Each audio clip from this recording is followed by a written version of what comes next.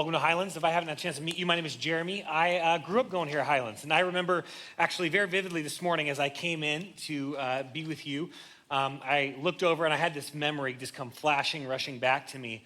I must have been in fourth or fifth grade here with my family, and it was a Sunday, probably similar to today, where we had a guest speaker that came and did some preaching. And I remember sitting over here right in some of these seats back when they were pews, totally fell asleep. And so my goal today is to not put any of you to sleep. So if I can do that, right, I've moved in the right direction. If I haven't had a chance to meet you again, my name is Jeremy, and it's a privilege to be with you. I grew up going here to Highlands. I was on staff here at Highlands for a number of years. It's been about 10 years since I was on staff, but I helped plant the Kent campus. I've been a part of tons and tons and tons of high school camps, junior high camps, elementary camps. I've served in kids ministry here at Highlands for a number of years. Done so much. In fact, there's people sitting here that I've done ministry with you, and it's a privilege to be here. So thank you for allowing me to share part of your holiday weekend as we get ready to start off 2022. For those of you who are familiar with me and my story, I just want to give you a quick update on my family. I have a picture I want to share with you. It's a picture of my wife, Ronnie, and my 3 kids. We have Elaine in there who just turned 6 a couple of weeks ago. Bennett is going to turn 4 in 3 days. And then our son, Henry, who is about 14 months old right now. After we left Highlands, we were kind of missionaries and a pastor in Salt Lake City, Utah, where I did some ministry, reaching out to people with an LDS background. Did that for about 6 years. And then I've been in Columbus, Ohio for the last 3 or 4 years, and flew out this weekend to be a part of you. So it's a privilege to be with you, and I appreciate you giving me the chance to share a little bit. When I was originally invited by Pastor Nate to be here, he was like, hey man, you can just preach about whatever you want. I was like, great. So I got a passage, I had an outline, had it all written out, and then just happened to tune in at the beginning of your guys' Christmas series that you did at Highlands. And Nate literally picked the passage, the same verses, every single one of them that I was going for. He even had some similar points that I was going for. I was like, great. So I was like, all right, I'll do something else. I'll decide, I got this great idea. I'll teach on James 4. And so I was like, James 4 it is, and then tuned into the Sunday right after Christmas. And he had a short little message that he did online. Preaching on James 4. And I was like, you gotta be kidding me. So I was like, well, he's not preaching between now and then, so I can get it off. And I decided to settle on Psalm 62. And in fact, in many ways, this is one of my favorite passages in the Old Testament, so it's a privilege to be able to share it with you. And if you tuned in last week, one of the things that you kind of heard was some very practical, down-to-earth biblical advice on how people can create their plans for this next year in a way that honors Jesus. Very practical, tangible, down-to-earth life. And so in many ways, today, what I want to do is I want to build on top of that. And so we didn't plan it this way, but in many ways, it's almost going to kind of be like a little mini-series where these build off of one another. And my hope and goal today is to stay away less from the how of the plan and instead focus on the what plan. I think for many of us, there's something fresh and unique about the beginning of the year where we look ahead to a blank slate of opportunity to see what's before us, and we can't help but be excited about all the things that we want to accomplish. And so planning, for whatever reason, is a big part of the beginning of the new year. Many of you guys may already have a plan, and still others of us may be in a spot where you're thinking, I'm not really much of a planner. In fact, when I say planning, you may think of like those right-brained people who have like a checklist for everything under the sun. They've got like an app that like has all the different groceries that they need to get. I mean, they're super organized. Thinking, I'm not that person. I'm not a planner. I don't see how this is going to apply to me. And the reality is, I think all of us are planners more than we realize this. And if you're someone that takes notes or you type in your phone to follow along, I'm going to prompt you from time to time to do that. You can stick it to the man and be like, nope, not going to do that. Fine, totally okay. But if you want to follow along, great. I think very linearly in an outline. I am one of those right-brain people who plans a lot of things. But I think in many ways, we're all planners. In fact, I put it kind of this way in my notes. I'd encourage you to write this thought down. But when it comes to planning, you don't have to be a planner to have plans. Like all of us have plans in our life. There's some people that are thinking, you know what, like I'm not a planner. And here's what I would do. Let's just imagine with me a scenario where we fast forward your life 10, 20 years, right? If you're in high school right now, 10 years may seem like forever. Like you don't even know if you're gonna be alive in 10 years. It's so long away. Especially if like you're in fourth or fifth grade, you're like, I can't even imagine the middle school, let alone adulthood. But just imagine with me, 10, 20 years down the line. And just imagine me, what does your life look like? Because if you were to kind of think about that, what do your relationships look like? What do your finances look like? Where are you living? What are you doing? We may not have all the details figured out, but I think most of us, if we start to kind of play down that line, we start to think, oh yeah, like, I'll be married at that point. I'll have 2.5 kids. We'll have the dog. We'll have the white picket fence. We have this picture in our mind. You might be thinking, I'm not a planner, but I do know that like I want to graduate college and get a great job that makes lots of money so I can get a nice house and I can afford to go on vacation once or twice a year, maybe even one day afford like a vacation home on Lake Chelan. And we've got these pictures in our mind of what we want our life to look like. Others of us may be like, I'm not a planner, but I just know that one day I want to get married, I want to have a relationship, and it's gonna be really great. We're gonna be best friends, and then we're gonna be able to like read each other's minds. I'm never gonna have to ask for anything. They're just gonna always know what I want all the time. It's gonna be very romantic, very awesome, but not too oppressive, so we have enough time in our life to do hobbies and get out and do all this different stuff. And the more we do this, the more we realize there's all these drop downs. And if you haven't realized already, I talk really fast. So if your ears start bleeding, I apologize. And still others of us are at a spot where we're thinking, I'm not a planner, right? I just go with the flow because here's what I found in life. If I start planning now, I know that life doesn't go according to plan, and I don't want to get disappointed anymore. So I'm just going to go with the flow and see what happens and see how life comes my way. But even that is a plan in and of itself. We all have plans, and our plans aren't neutral. In fact, if you were to even seriously consider your plans, I think we'd start to recognize that in many ways, our plans are an expression of something. I kind of wrote down this thought as I was thinking about it. Oftentimes, our life plan is a kind of a reveal. It reveals and defines kind of how we define success in life. There's something about our life plans that reveal how we define success. We have this picture in our mind of what we want our relationship with our kids to look like, because down the road, we know that when our kids become adults, we don't have a certain kind of relationship with them. We have this picture in our mind of the type of career we want because we want to have a career that's meaningful and impactful. We have a picture in our life of what we want our romantic relationships to look like or our friendships to look like, because in many ways, those plans are what we define success with in life. This is why when plans don't go the way that we want them to go, it can be crushing for us.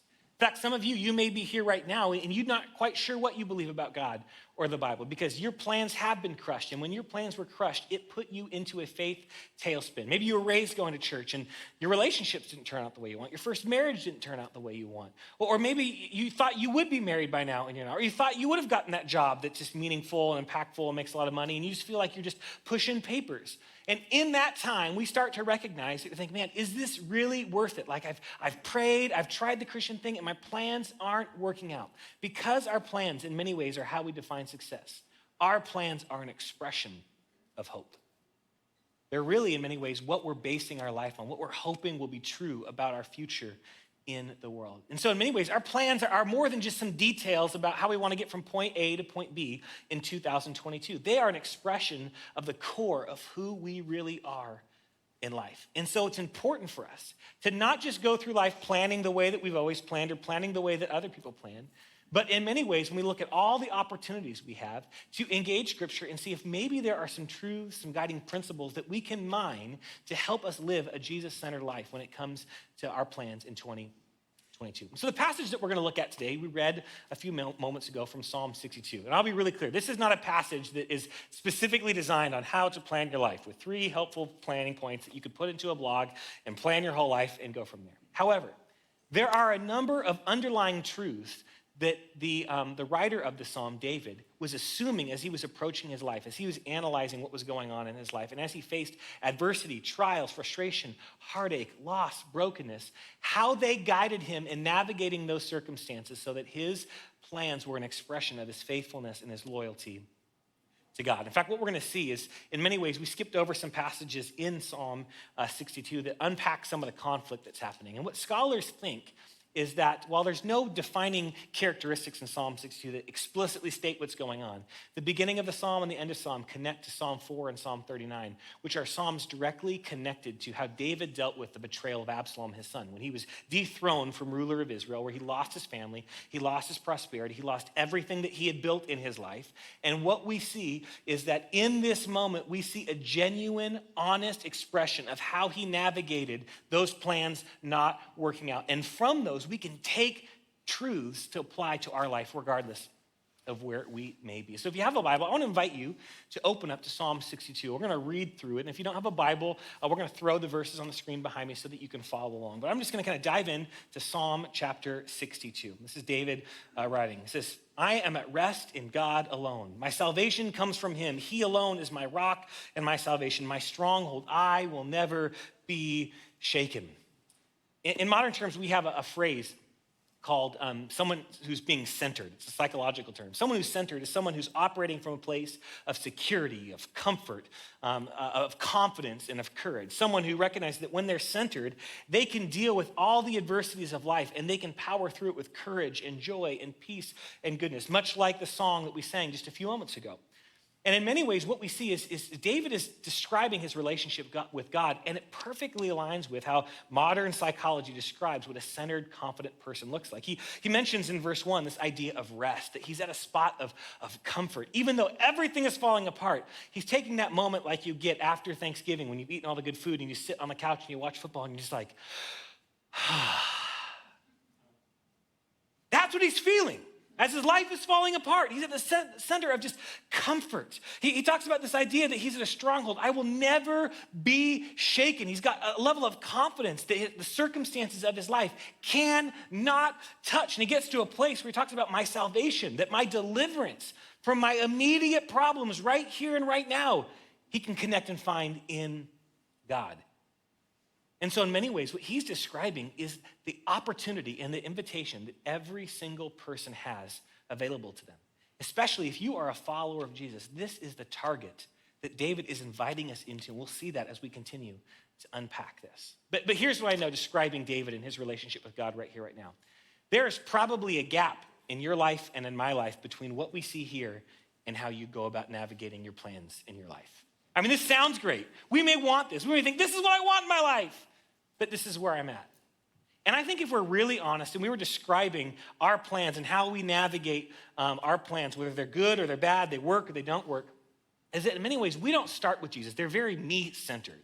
In fact, I would encourage you to write this down. When it comes to our plans, I think that for many of us, we come to a place where most of our plans are Jesus-flavored, not Jesus-centered. Right, you guys know this, right? There's a difference when something is flavored, like with all natural flavoring. It's like, that is definitely not banana, right? That's not the real thing. It tastes like chemicals. For many of us, when we come with our plans, we do the same thing. Because our starting place for as we envision our future, it starts with us and it ends with us. And here's what I know about a meaningful life. A meaningful life is never a life that just ends with you. Every single person who's facing the end of their life and looking back on everything that they've accomplished, the thing that matters most to them is having an impact beyond themselves. If your goals start with you and end with you, in the end, you will only have yourself to show for yourself. And we all want a life. Even if you're not a Christian, you may be thinking, I want that. I want a life that's meaningful. I want a life that lasts beyond that. And as a follower of Jesus, the biggest disconnect we have towards this kind of faith and this kind of confidence and courage is the fact that for many of us, we start with ourselves, we bring those plans that are about ourselves and for ourselves to Jesus, and we ask him to bless those plans while we pray for them. And we think we have this kind of math that we appropriate our life to, and we say that me plus kind of a little bit of Jesus equals everything that I want in life. That's what I'm aiming for, and that's what I'm going for. But what we're going to see in Psalm 62 is David actually has a totally different math set to work with. He's talking about a Jesus-centered math, one that doesn't start with you, but actually starts with Jesus. What are his plans, his hopes, his goals for your dreams? In this, we see David, someone who has comfort, someone who has confidence, and someone who has security. And in many ways, what David is saying is that if you want those things, you need a new way of following Jesus this next year when you go about laying your plans for 2022. In many ways, David has a different math set. And this is what I'd encourage you to write down because this is a big takeaway from what I hope you walk away with today. That the math that David is working with is Jesus plus nothing equals everything. Back at the title of a great book by a man named Tullian Tchigivian. Someone whose life literally fell apart. The pastor who was caught in adultery, lost everything, lost his relationship, lost relationship with kids, lost so much. And he just recently wrote and updated this book, talking about Jesus plus nothing equals everything. And in many ways, what David is talking about is coming to a place where my goals don't start with me, they actually start with Jesus. If you want security, David is saying, plan to find it in Jesus. If you want comfort in 2022, plan to find it in Jesus. If you want courage and conviction, plan to find it in Jesus. Because if 2022 is just like 2021 and 2020 and 2019, and it starts with you or ends with you, in the end, you will wish you had more to show for your life, especially if you're a follower of Jesus and you recognize that your life is a gift from God that you should steward for his glory and his purposes in the world around you. So we're going to skip verses 3-4 because in many ways, David's unpacking the conflict and the tension that he is walking through. And we're going to, again, get to verse 5. So if you want to follow along in verse 5, it says this. David repeats himself. Rest in God alone, my soul. For my hope comes from him. He alone is my rock and my salvation, my stronghold. I will not be shaken. My salvation and my glory depend on God. My strong rock, my refuge is in God. Trust in him at all times. You people, he's talking to you and me, not just himself anymore. He's transitioning and talking to you and me. Trust in him at all times. You, me, pour out your hearts before him. God is our refuge. It's easy to miss the power that exists just because this is a piece of poetry. He starts talking about this idea that rest in God alone. Are you weary and tired of the rat race? Are you weary and tired of pushing for more, the next promotion, the next job, the next homework assignment, the next thing that's around the corner, the next event, the next thing with your kids? David is offering us rest for our soul, rest that brings satisfaction and comfort. He continues talking, this idea that in God alone, he is his rock and his salvation. Then he says this, my salvation and glory depend on God. Every single one of us have a sense of glory that we look to in ourselves. What's that thing in you that you are most proud about you? Maybe it's something you've accomplished at work. Maybe it's the way that you're raising your kids. Maybe it's something that you've accomplished financially. Maybe it's something that you've done on the sports field. Whatever it is, we've got these things that when we look at ourselves, they're the thing that we're most proud of about ourselves. That's our glory. The thing that we can't wait to show off to other people and lead with our best foot forward. David is saying that if you want what he's offering, your glory has to be connected to Jesus first. That the thing that you're most proud about is what God is doing in you and through you, not what you're doing for God, not what you're doing for yourself. He's coming to a place where he's saying, man, you want a sense of glory that lasts, a sense of pride? Find it in Jesus. Plan to find it in him this next year. And then he says this, trust in him at all times. Here's what I know about trust. If you can't trust someone at all times, you can't trust someone at all. Every single one of us that have little kids, you know this, right? When they come up to you and say, hey, can I have scissors, glue, and glitter? You think, I don't trust you, right? Unless I'm right here watching and in control, I don't trust you. This is why you can't have this if I'm not in the room, because I don't trust you. For many of us, we say we trust Jesus. We sing about trusting Jesus. And then we come to a place that we trust him in some things, maybe even for our eternity. But we don't trust him with our life. We don't trust him with our wallet. We don't trust him with our romantic relationships. We don't trust him with our identity. We don't trust him when we need to forgive when we don't want to. We don't trust him when the wrong political party wins. And what David is saying right here is he's bringing up this idea of the exclusivity of following Jesus. A Jesus plus nothing equals everything means that you have to embrace the nothing. There's an exclusivity feature. Now, if you grew up going to church, when I say exclusivity, you might start thinking like John, the Gospel of John, Jesus is the way, the truth, and the life. No one comes to the Father except through him. That's true. But David's actually talking about something more practical here. He says 4 times, in God alone, which means that when it comes to our plans, he's saying that when you're making your plans for 2023, are they based in Jesus alone? Are they based in his plans, his goals, his desires, and not just yours? I think in many ways, if we were to distill the main point, the truth, the first principle that David's trying to help us understand, it would be this principle right here, that more is less. And this is hard because we grow up in a culture that teaches us over and preaches to us over and sells us over and over again that the good life is the one with maximized opportunities. That you know life is good when you've got so many different opportunities. You got so many different things that you can accomplish, so many different doors open to you. That's the good life. And what David is saying is that if you want an abundant life, if you want a confident life, if you want security that can never be taken or shaken, if you want confidence that is not connected to other people but is connected to something eternal, you have to embrace exclusivity. You have to recognize that actually, if you want more, you need to embrace less. Some of us are starting to realize that with our stuff, which is true, but he's talking about so much more. In fact, it's our desire for options and for more that actually keeps us from going deeper and experiencing God in more profound ways. Right? This is why we're hesitant to maybe join a small group, because that would be one more night of the week that's spoken for. This is maybe why we don't want to serve on a Sunday, because we're thinking, man, that's one more Sunday I know I can't sleep in anymore.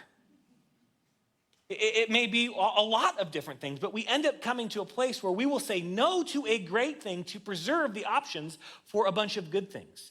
And what David is trying to help us understand here is that if you want to dive in and experience Jesus in a more profound way in 2022, if you want your plan to be more like Jesus in 2022, you have to embrace less. You have to say no to a whole bunch of good things so you can say a loud and resounding yes to the greatest thing. This is just a principle of life. It's not even a Christian thing. This is just the way that the universe works. We've all experienced this every time we don't know what we want to watch, but we open up Netflix to see what's on. You've had that experience, right? You sit down and think, the kids are asleep, I got my homework done, I can lay down whatever it is, whatever stage of life you're in there, and you get the remote and you start flipping through, and maybe you watch a trailer or two, and you keep on scrolling, and you add 20 different shows to your watch list, and all of a sudden it's been an hour and a half and you've watched nothing. It's called the paradox of choice. That actually, when we maximize choices, we actually become paralyzed and don't accomplish or do anything. And if we're honest parents, we're even teaching our kids this all the time. This is why they're in like 40 different sports all at the same time with all the different school activities. We want them to have all the different opportunities and options that we never have. We think if I just maximize the options that my kids have, they will be better off long term. And we are subconsciously undermining how God created them and us to work and thrive spiritually. That one of the best things that we can actually model for the next generation is a life of decisive and vocal yeses to the things that matter most, and helping them navigate that. This is one of the reasons why psychologists say as people go off to college and young adulthood, they are becoming paralyzed because no one ever taught them how to say no to a good thing so they can say yes to the things that matter most. As a follower of Jesus, one of the best skills you can ever have is learning how to say no. Because when you say no, you create margin in your life to say yes for the things that matter most. That's the first thing that David's trying to help us understand, that more is less. And then he continues unpacking. Starting in verse 9, he says this: common people are only a vapor, important people an illusion. Together on a scale, they weigh less than a vapor. He's pointing out multiple times, right? There's something about life. Life is just not what you expect. The importance, all the things that we accomplish and we think are great are a mirage. They're here today and gone tomorrow. In many ways, what he's trying to help us understand right here is that life is short. Again, you don't have to be a Christian to recognize this principle. Many of us feel this intuitively. Before we continue, I want to do something that's maybe a little bit different. Maybe you've never done this before, and sorry if that's you, you're stuck. You can't go anywhere. So we're going to do this. I want to invite you to close your eyes with me for a second and just walk through a practice. So to go ahead, close your eyes, just think for a second. And kids, you won't have as much life experience, so it's going to be a little bit more difficult, but follow along as much as you can. All right. I want you to think back to when you were a kid and think about your favorite hobby and activity. It was a sport. I want you to think back to the youngest memories you have of doing something fun with your family. Think about your first home that you grew up in. Think about how awkward you were in middle school. Think about maybe some sports or activities you did in high school. If you went to college, think about your first few days on college campus. If you went straight to the workforce, think about, your first real job. If you got married, Think about the first time you met your spouse. If you have kids, think about the first time you held your first little one. Think about your first apartment or your first home when you first moved in. Think about everything that you've accomplished in your career. If you're a little bit older, think about graduating your kids from high school into adulthood. Now open your eyes. What David is saying here in this moment here is that your life, all of that, is a vapor. Want to replay? Wow, you accomplished a lot. Grandpa's life, get my math right. Heck, if we go back a couple of generations, we probably can't even remember our great-great-great-grandfather's name. We don't even know. Everything that you've accomplished, everything that you're proud of, everything that you long for in life, they're and gone. And yet, here's what I know about most of us. When we realize that life is short, our tendency is to try to milk this for all it's worth, right? We go through life, YOLO, right? Just suck it all in as much as we possibly can. Live, laugh, love, live, laugh, love. Try to maximize it for all of its worth. And we wonder why. We are so anxious and exhausted and tired. And at the same time, why every time we get what we want, a few days later, it's gone. Because this can never bring you something that lasts. No lasting joy, peace, satisfaction, goodness can ever come from something that's temporary. We long for the eternal. We long to transcend what's temporary. We long for something that will last. But you can never take this and give you something that's last. But here's what you can do. You can take hold of something that's eternal, that's lasting, and you can bring it to your vapor. That is the difference between someone who's just frantically going through life trying to consume as much as they possibly can and someone else who recognizes that because life is short, I'm going to bring with me into the shortness the most abundant life I probably can by attaching my life, my worth, my identity, my focus, my goals, and ultimately my plans to something that's eternal. Just think about me with it for a second. Like, one of the reasons why we struggle with this is because life is short. Again, we want to maximize all of our different options, and we tend to want to push back on the shortness of life. And one of the ways that we push back on the shortness of life is we try to transcend and reject the limitations and boundaries that are associated with the shortness of life. You can never accomplish everything you want to accomplish in life. You never will be able to do it. There will always be another goal or another plan that's just beyond what you can accomplish. And the wise life, the abundant life, a life that's built on security, recognizes that you have these boundaries and these limitations. And instead of fighting them, you learn to embrace them. That the abundant life that David is talking about is a life where we adopt those boundaries. We embrace those boundaries. And we learn to thrive in spite of those boundaries rather than fighting against them all the time. If you are a parent of a little kid right now, you cannot work as much as you want to work. There will always be another project and another hour and another amount of overtime that will be demanded of your time. If you're freshly married right now, you only get this time once. If you want to maximize the relationships that you have with your neighbors so that you can invest in them and invite them to follow Jesus, you have to recognize that your time is limited. So you can't just run to the garage. You got to maximize that opportunity. If you're someone where you've got a high school student, you've only got a few years left, maximize that time. These are God-given blessings, not things that we need to push back against. And when we learn to adopt those boundaries and adopt those limitations, it actually makes life richer, less miserable, more peaceful, and ultimately more freeing.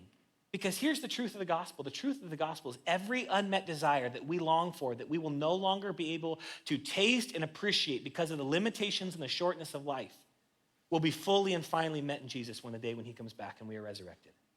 The hope of Christianity is not your best life now, is a best life in the life to come.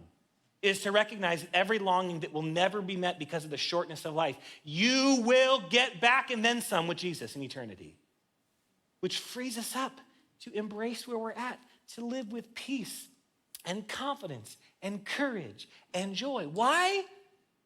Because we're actually living within the boundaries that God created us to live with. Boundaries are not things that should be transcended and fought against. These are things that actually are good for us. The hard part is that in our culture, we're told and we're sold over and over and over again that boundaries and limitations are forms of oppression, that you should throw those off, that you should transcend them, that you should fight them against at all odds. But here's what I know about people who devote their life to doing that. They become miserable. If you try to do it all, you will do nothing. If you try to be everything to everyone, you will be a nobody. If you try to have everything that you've ever wanted, you will alienate the people that matter most. The way that you free yourself up to love, to care, to invest in others is to be a person that joyfully and willingly adopts the boundaries that God has on your time and your season in life. If you're early in your career, it's not time to be the boss. So focus on the season that you're in right now. If you're in a season where you're in school and you're looking forward, your time is to devote yourself to your studies and to becoming the man or woman that God created to be now. Because here's what I know. You bring your character with you wherever you go. What better time to focus on now before you're working? The person who actually stands up for what's right in the corporate world is the person who cultivated that character when they were in school. Embrace the season that you're in now. Quit pushing back on the boundaries that God has sovereignly placed in your life. These are not bad things. They're good things, ultimately for your thriving, for your good. So if you want to live a Jesus-centered life, if you want to be someone that brings your goals to him and starts with what he wants, first, you got to go to a place where you recognize that more is less. So you exclusively embrace the things that matter most. And then second, you recognize that life is short. You'll never be able to accomplish everything that you want. So you need to strategically, with wisdom and discernment, choose the opportunities that will maximize God's plans for you in your life right now. Here's a way to do that. You're going to probably have so many different opportunities this next year. Here's a couple questions to think about as you're thinking about those opportunities. How does this opportunity help me behave and live more like Jesus? How does this opportunity allow me to leverage my influence and my resources for his kingdom? How does this opportunity help me become the man that I think, or the woman that I think God is calling me and creating me to be? And lastly, how does this help me experience Jesus in a more profound way this next year? Those are Jesus-centered questions to assess the different options that are before you. And it touches everything. Here's a simple way, right? Some of us were thinking about our goals and our plans for 2022. We're thinking, this is the year. I know I've been saying it since 1995, but here we go. This is the year. I'm losing 25 pounds. Here we go for it, right? We're going to get down. The washboard abs, they're coming. And we could think, oh man, that's just vain. I'm just focusing on my beauty. But here's what I know it's true. As a follower of Jesus, as a pastor, my body matters to God. And I will never have the energy and the vitality and the longevity I need to maximize my impact in my children's lives, in my wife's life, and in my people's life at my church if I'm unhealthy. If I get healthier, I sleep better, I have more energy. I have more of me to give away. And so I'm connecting very practical, tangible ways to help me experience the goodness of God in new ways, of giving myself away like Jesus on a more regular basis. Think about your finances, right? Maybe you want to get rid of debt and you want to create some financial margin in your life. You could do it for yourself so you could buy more stuff, or thinking about those questions, thinking through, what if I become I got financial margin so I can actually take Jesus at his word and believe that giving is better than receiving and become more generous. Maybe it's to recognize that I'm going to create financial margin so I can invest in what God is doing in the greater picture of the world. Maybe for your career, it's not, I just want to get a promotion so I get the corner off. It's recognizing that by getting a promotion, I get to speak into the corporate culture that will uplift and dignify human beings in a more meaningful way. They are no longer a cog in the machine, but I can push and use my influence and leverage to breathe dignity and worth into the lives of my employees. Maybe it's on a soccer field. Instead of being a great, talented player where you're the star, where everyone focuses on you, you become a great player because when you're a great player, you earn influence. And you can leverage that influence to invest in other people, to care for them, and to ultimately point them to a thriving Jesus-centered life. These are all meaningful goals, good goals.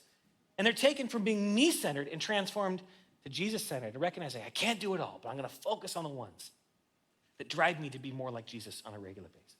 That's the second principle or truth. The third one that we're gonna see comes towards the end, starting in verse 10. He says this: place no trust in oppression or false hope in robbery. If wealth increases, do not set your heart on it. In an older translation of the CSB, it says, pay no attention to it. When he's talking about oppression, he's talking about power. Let's be honest, for many of us, we find a sense of confidence and courage and security based on who's in the Oval Office. We're connecting our hope to power. When he says, hey, make sure that you place no false hope in robbery, it's a poetic way of saying, don't place hope in your cleverness, in your intelligence, in your wittiness, in your way of outwitting the problems of life. And then if wealth increases, which every one of us want, don't set your heart on it. Basically what he's saying is that power, wit, wealth, these are all things that if you place the weight of your hope and your dreams, it is a shaky foundation. In many ways, what David's trying to help us understand at this point is that when it comes to success, success is empty. For most of us, if we're honest, most of our plans are about being more successful, or maybe even helping our kids be more successful. And what we see in Scripture is success is a wonderful tool. It's really helpful. It will open up doors. It will give you resources. But success in and of itself is a terrible goal. The finish line of success will always be around the next corner. And people who devote themselves to success never feel successful because success is empty. Parents, I want to speak to you for a second. This is not a magic bullet. But I think if most of us were honest about the time, the energy, the money, and the resources that we devote to our children's lives, it's more about making them successful than it is about making them like Jesus. Because if we're honest, we don't even believe that success is empty. And the reality is, if we were to really apply this to our life, parents, we would recognize that we aren't setting our kids up for success if when they leave the home, they don't recognize that success is ultimately empty. We are training them to be on a treadmill, to run and to chase for something that will never satisfy them, thinking that if they can just be successful, they will get to a good place. And what David is saying right here is don't trust in it.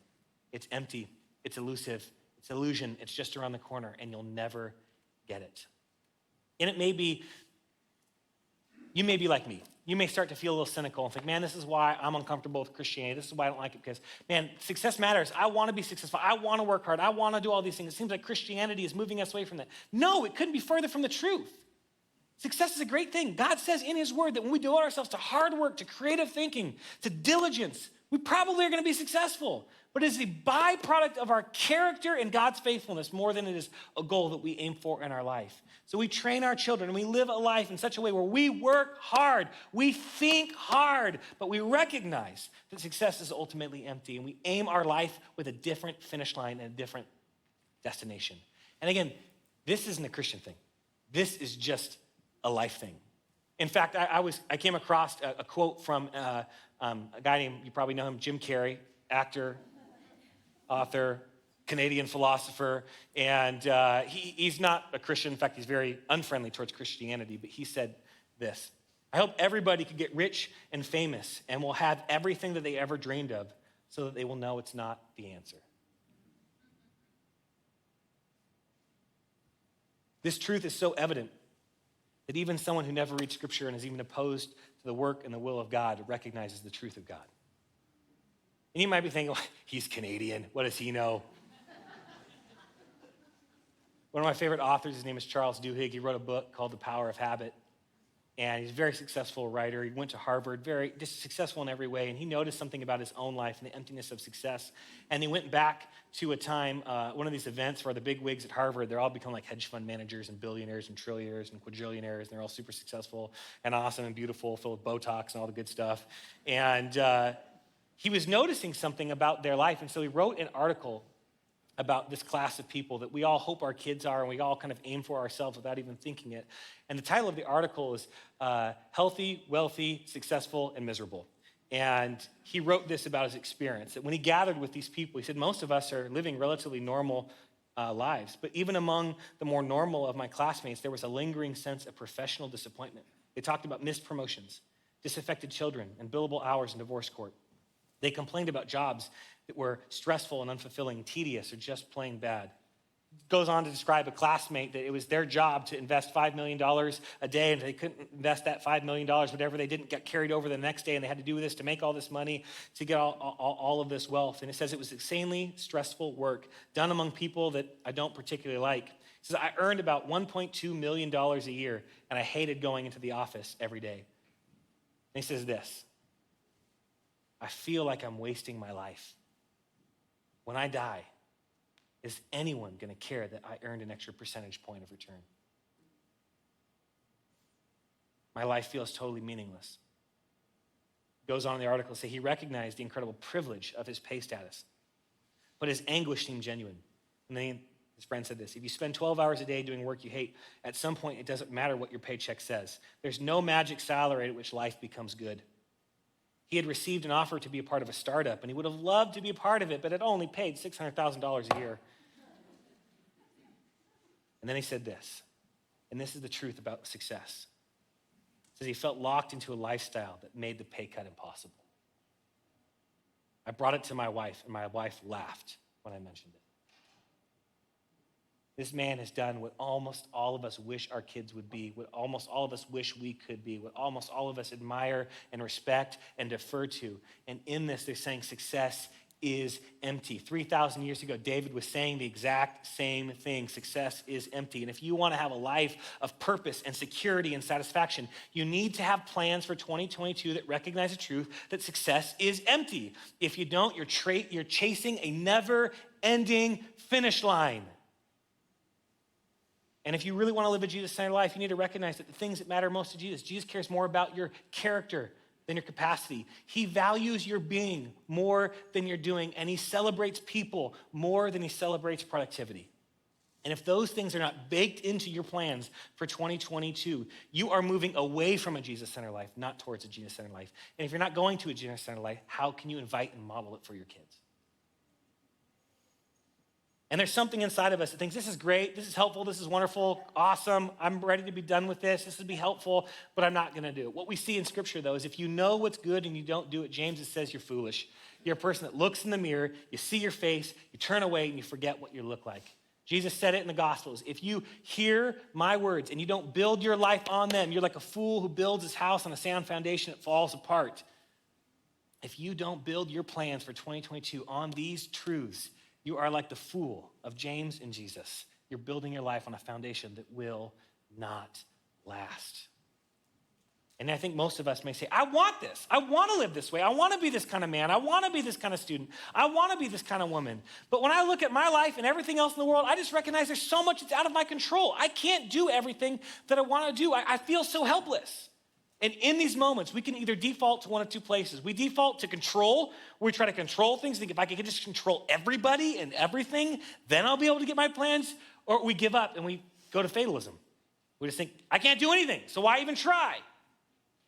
But check out how it's almost as if David understands exactly where our brains go 3,000 years ago, and he gets to a place where he ends the psalm this way, starting in verse 11. God has spoken once, and I have heard this twice. It's a Hebrew poetic way of saying, pay attention. Don't miss what I'm about to say next. Strength belongs to God, and faithful love belongs to you, O Lord. And he says this, for you repay each according to his works. This is not a threat. This is an invitation.